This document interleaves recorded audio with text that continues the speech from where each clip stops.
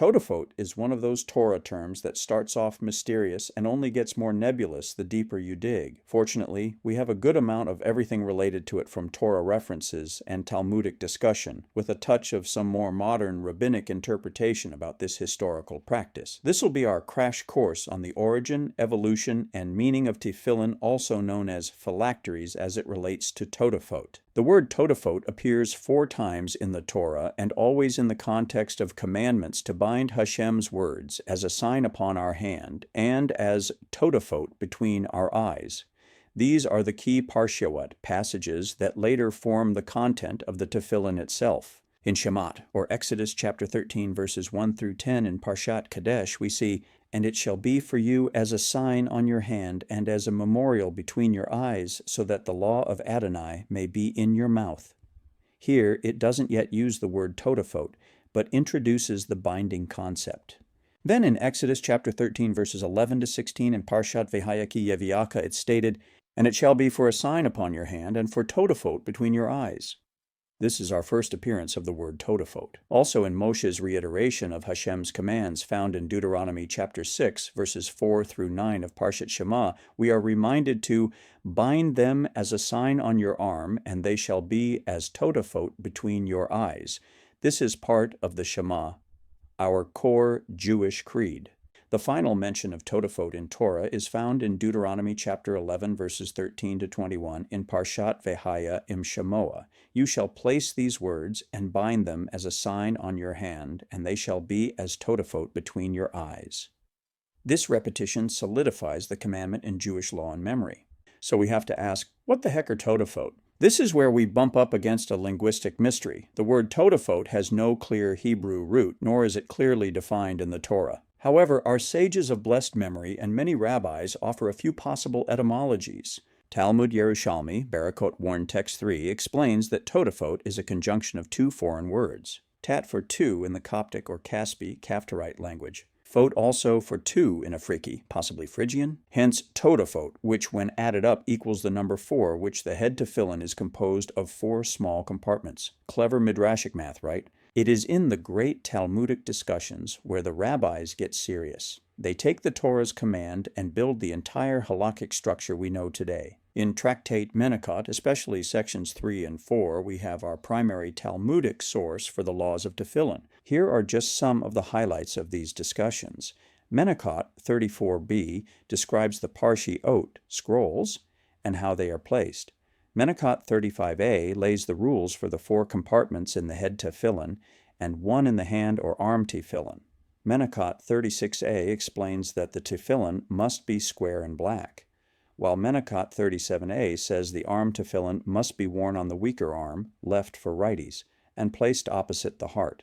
Menachot 42b lays the stiff requirements for who is obligated in the mitzvah to write them. And finally, Menachot 44a cites warnings about carelessness with tefillin. Also in this tractate, the order of the parshiot is debated between Rashi and Rabbeinu Tam based on how the scrolls are arranged inside. A very important tractate is Barakot 6a to 7a.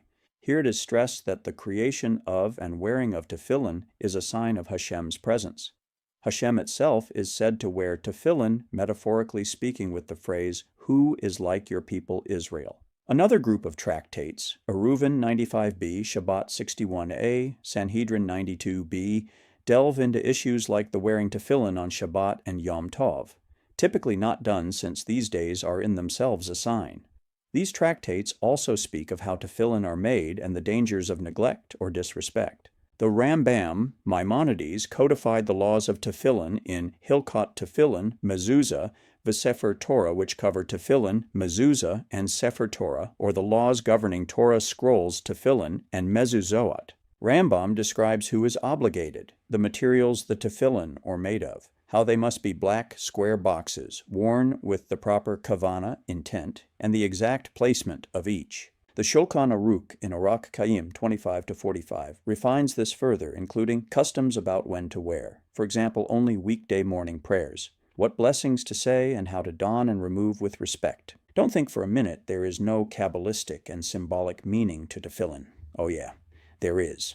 In the Zohar, tefillin represent union between the physical and spiritual, The hand or arm tefillin equals action, olam ha'asiyah. The head tefillin conforms to thought, olam ha'atzilut, while the strap around the finger is symbolic of a marriage ring between Hashem and Israel. In Hasidic thought, tefillin embody bittul hayesh, nullifying the ego to serve something higher. Even after centuries of debate and discussion, we still have differences from some of our sages. For instance, the aforementioned Rashi and Rabbeinu Tam. They agree on the same 4 Torah passages, but disagree on the order of each inside the tefillin. Rashi taught the order should appear as they do in Torah, while Rabbeinu Tam said to switch the last 2.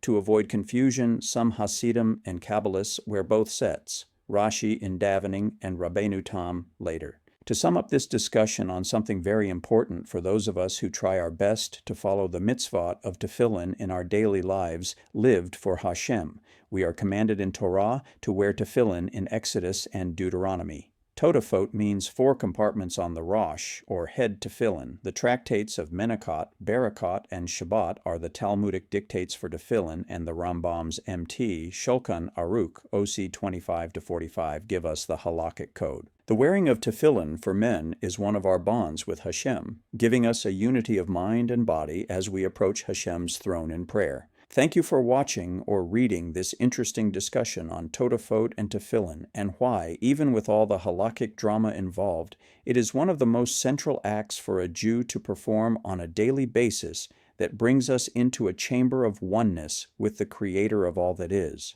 Please like and subscribe, hit the notification bell, and share with others to help get messages like this out into the world for all to benefit from. All my videos and writings can be found on Rumble, YouTube, Locals, Substack, and Blogger. Until next time, this is Shmuel ben Shlomi wishing you shalom.